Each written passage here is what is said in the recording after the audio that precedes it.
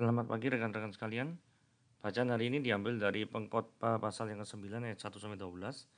Tapi seperti biasa kita akan membaca artikelnya terlebih dahulu dengan judul Hidup dan Bekerja. Bergerak, bertumbuh dan berbuah atau berkembang biak merupakan beberapa ciri makhluk hidup. Sedangkan benda mati memiliki ciri sebaliknya, diam dan wujudnya tidak pernah berubah. Namun ada pula makhluk hidup yang dikatakan mati dalam tanda kutip, karena tidak menjalankan fungsinya sebagaimana mestinya. Pengkhotbah memaknai kepasifan dalam hidup sebagai bagian dari mati, dan kematian disebutnya sebagai penyebab kesia-siaan. Sementara kehidupan ditandai dengan bekerja. Bekerja dan menghasilkan buah menjadikan hidup memiliki arti dan pengharapan. Pengharapan dalam bekerja bukan saja penghasilan secara ekonomi, lebih daripada itu orang percaya bekerja dalam rangka menyatakan kehendak Tuhan menjadi rekan sekerjanya.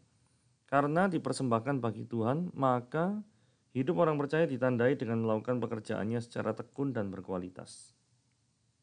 Hanya ketika masih hidup kita dapat melakukan berbagai hal. Ketika kematian menjemput maka semuanya tinggal kenangan dan tidak ada satu pun yang dapat kita perbuat. Ini berarti bahwa hanya ketika kita hiduplah memiliki harapan. Pengkhotbah memang menyatakan bahwa nasib semua orang sama. Bahkan hidup pun berjalan selayaknya siklus yang terus berulang dan semuanya sia-sia. Namun sekalipun hidup ini memiliki kesan yang sia-sia, masih ada kehidupan yang memiliki nilai, yakni kehidupan seorang yang diisi dengan melakukan kerja bagi Tuhan. Ingin hidup kita bermakna? Kerjakan saja segala sesuatu yang menjadi bagian kita dengan segenap hati, karena semuanya itu kita persembahkan bagi Tuhan. Hidup berarti bekerja memberi buah bagi kemuliaan Allah. Oke, kita lanjutkan dengan pembacaan ayat Alkitabnya, yaitu di Pengkhotbah pasal yang 9, ayat 1 sampai yang ke-12. Nah, kita perhatikan ayat yang pertama. Ayat pertama, ini judul berikutnya menarik ya, nasib semua orang sama. Atau baca judulnya kita tidak terima ya, mosok sih nasib semua orang sama. Mari kita baca ya. Sesungguhnya semua ini telah kuperhatikan. Nah, penulis daripada pengkhotbah ini diindikasikan adalah Salomo, gitu ya. Jadi Salomo itu menulis pengkhotbah pada masa tuanya. Amsal itu juga pada masa masa-masa tengah lah ya. Nah, kemudian yang Kidung Agung pada masa muda. Beberapa orang mengatakan gitu. Oke, kita kembali ke ayat yang pertama. Sesungguhnya semua ini telah kuperhatikan. Semua telah kuperiksa. yakni orang-orang yang benar dan orang-orang berhikmat dan perbuatan-perbuatan mereka, baik kasih maupun kebencian, ada di tangan Allah. Manusia tidak mengetahui apapun yang dihadapinya. Maksudnya gini ya, apapun kondisinya yang bersifat negatif atau positif, maka tidak ada suatu pun daripada kejadian-kejadian itu yang di luar daripada kedaulatan Tuhan. Itulah sebabnya dikatakan ini, ada di tangan Allah.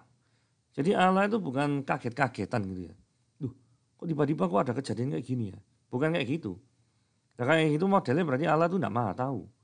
Dia itu salah satu sifat Allah itu adalah maha tahu. Kalau maha tahu ya tidak mungkin kaget-kagetan. Kan gitu. Nah yang kedua, katakan manusia ini dikontraskan ya. Kayak bahasanya dikontraskan. Manusia tidak mengetahui apapun yang dihadapinya. Sementara kalau Allah itu kan tahu. Ya, itu ayat pertama seperti itu. Nah, evaluasi daripada ayat pertama dalam kehidupan kita itu seperti ini ya. Kalau kita percayakan kedaulatan Tuhan, maka implikasi logisnya itu adalah kita tidak perlu khawatir ketika menjalani kehidupan ini. Karena kehidupan ini semuanya ada di tangan Tuhan, tidak ada satu peristiwa apapun yang di luar daripada kedaulatan Tuhan, sehingga kalau Tuhan itu tahu, maka Tuhan juga akan mengerjakan yang terbaik pasti untuk kita. Roma 8 ayat 28 ya. Karena Allah itu bekerja dalam segala sesuatu untuk mendatangkan kebaikan bagi setiap orang yang mengasihi Dia. Gitu ya. Kurang lebih seperti itu. Nah, ayat 2 ini kontroversial. Segala sesuatu sama bagi sekalian. Nasib orang sama. Nah ini ya, nasib orang sama. baik orang benar maupun orang fasik. Waduh, misalnya orang benar dan orang fasik nasibnya sama. Orang mungkin pikir ya, buat apa ya jadi orang benar ya?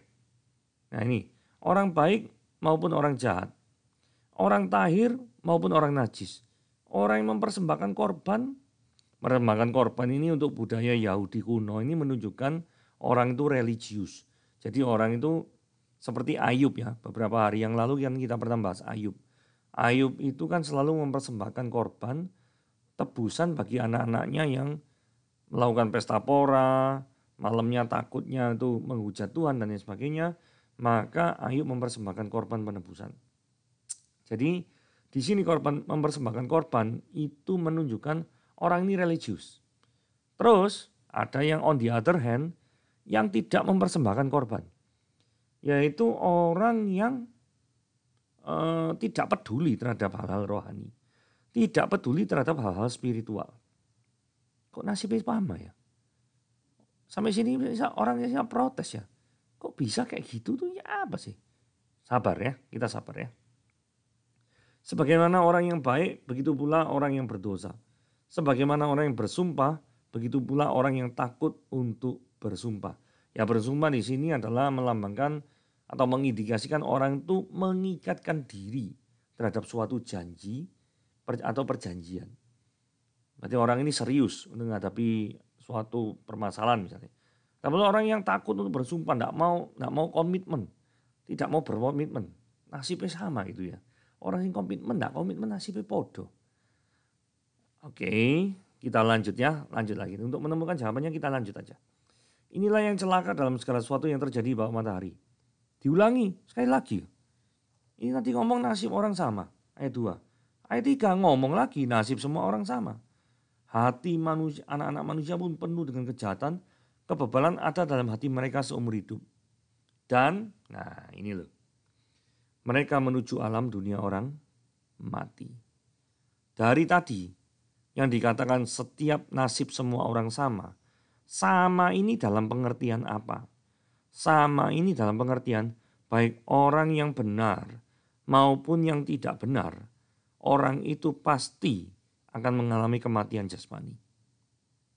Berarti sama dalam hal ini merujuk pada hal itu.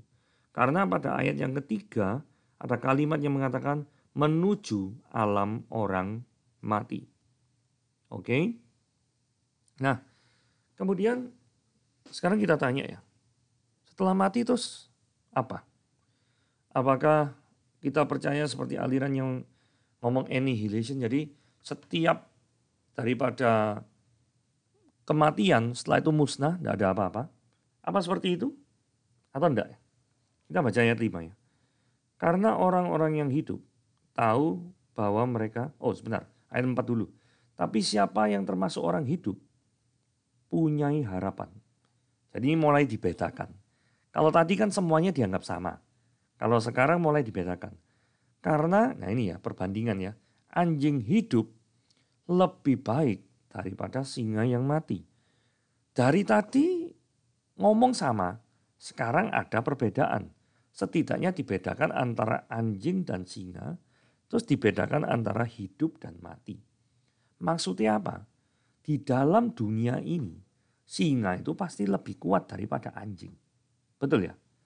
Tetapi dikontraskan lagi, orang yang mempunyai harapan, tentunya harapan setelah kematian, konteksnya pasti seperti itu lebih baik daripada orang yang tidak punya pengharapan. Jadi seringkali ada orang yang di dunia ini yang tidak percaya akan kehidupan setelah kematian. Yowes ben lah, surga atau neraka gak aru aja kok.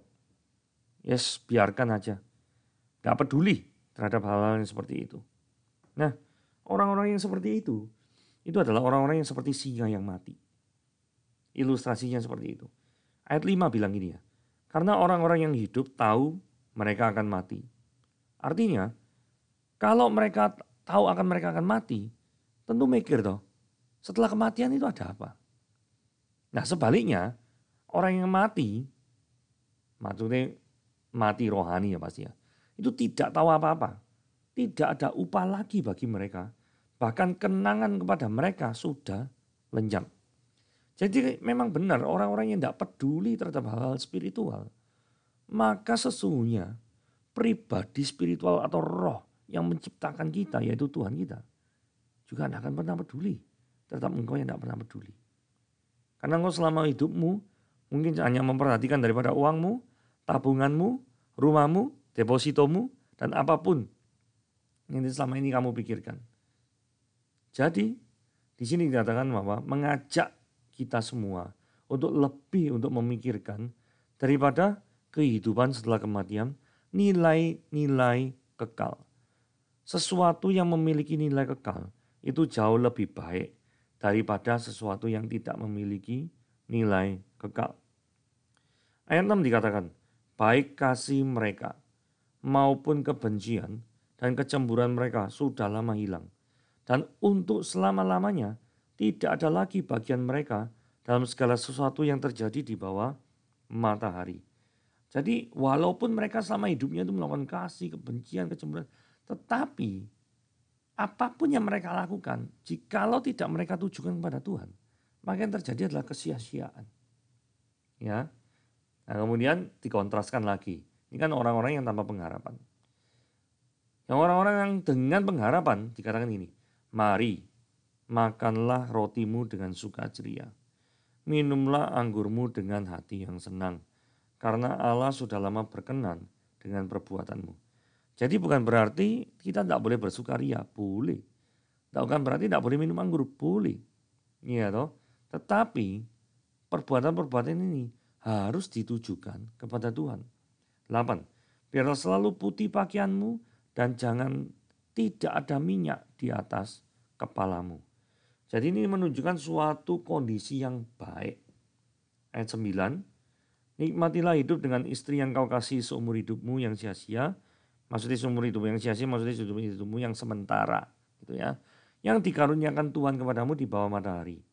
Karena itulah bagian dalam hidupmu, dalam hidup dan dalam usaha yang kau lakukan dengan jerih payah di bawah matahari.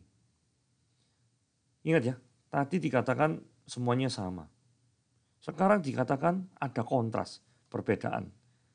Supaya tidak bingung, sama dalam hal kematian, beda dalam hal orang yang hidupnya mengenal Tuhan, pasti berbeda dengan orang yang hidupnya tidak mengenal Tuhan. Ceritanya seperti itu. Kemudian ayat 11, ayat 10. Segala sesuatu yang dijumpai tanganmu untuk dikerjakan. Kerjakanlah itu sekuat tenaga. Karena tidak ada lagi pekerjaan, pertimbangan, pengetahuan atau hikmat dalam dunia orang mati. Kemana engkau akan pergi. Nah, saudara kita tahu ya, hal-hal ini ditujukan untuk orang-orang yang berbeda hidupnya. Yang ditujukan untuk orang-orang yang benar-benar mengasihi Tuhan. Nah, orang yang rajin ini pun pasti juga akan mengalami kematian. Saudara kalau sampai di sini, kita mesti berpikir ya, untuk apakah kita hidup? Apakah tujuan daripada kehidupan kita itu untuk semata-mata untuk mencari uang, membahagiakan keluarga, cuma itu, atau ada yang lebih besar daripada itu, yaitu mengabarkan berita Injil, menceritakan kebaikan Tuhan dalam kehidupan kita, menjadikan setiap orang itu percaya pada Kristus Yesus sebagai Tuhan dan Juru Selamat, karena kita sama tahu bahwa di luar Kristus itu tidak ada keselamatan. Saudara, bagi Anda yang mendengar daripada renungan hari ini, yang belum percaya Yesus Kristus sebagai Tuhan dan Juru Selamat, cepatlah untuk bertobat. Karena ini adalah bukan kebetulan Anda mendengarkan renungan pada hari ini. Saya percaya Tuhan berbicara kepada Anda melalui renungan pada hari ini. Jikalau fokus hidupmu selama ini adalah uang, kekayaan, tabungan, deposito, tanah, atau mungkin engkau dikuasai kekhawatiran yang sangat amat dahsyat, diliputi utang dan lain sebagainya, saudara, hal itu bukan yang paling utama. Bukan berarti kalau punya utang nggak dibereskan ya, tetap dibereskan, tetap dibereskan. Tetapi maksud saya di sini adalah seperti yang ayat 11. Lagi aku melihat di bawah matahari banyak kemenangan perlombaan, bukan untuk yang cepat, keunggulan perjuangan bukan untuk yang kuat, roti bukan untuk yang berhikmat, Kekayaan bukan untuk yang cerdas. Padahal kita tahu, cerdas kadang bisa kaya. Dan karunia bukan untuk yang cerdik cendekia. Karena waktu dan nasib dialami mereka semua. Jadi maksudnya ketika waktunya tiba, ketika nasibnya itu sudah tiba, maka mereka tidak mungkin bisa menghindar. Karena manusia tidak mengetahui waktunya. Betul ya? Seperti ikan yang tertangkap dalam jala yang mencelakakan, seperti burung yang tertangkap dalam jerat, begitulah anak-anak manusia terjerat pada waktu yang malang. Kalau hal itu menimpa mereka secara tiba-tiba. Saudara, konteks hari ini kan bicara tentang kematian. Jadi kematian itu bisa dialami oleh seorang secara tiba-tiba.